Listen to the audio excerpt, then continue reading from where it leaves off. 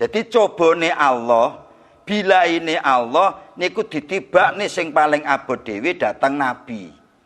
Selajenge dateng para wali yaiku kekasihipun Allah Subhanahu wa taala. Dadi aja kaget nek wong ngalim ahli ibadah kok bolak-balik lara niku terus jenengan kalau deloken salat ya panggah lara ae.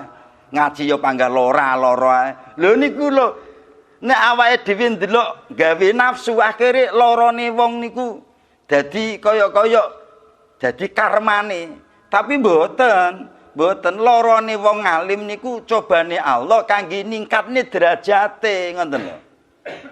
Dadi awake dhewe niki insyaallah larane awake dhewe niki dadi coba sing iso ndadekne awake dhewe sebab lara diunggahne derajate karo Gusti.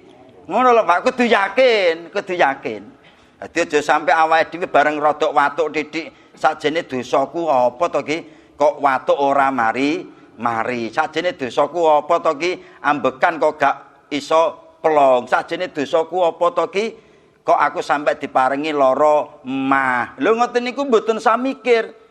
Dosa tapi mikira bahwa itu coba sing diparingaken Allah supaya Allah iso ngangkat derajate awake dhewe.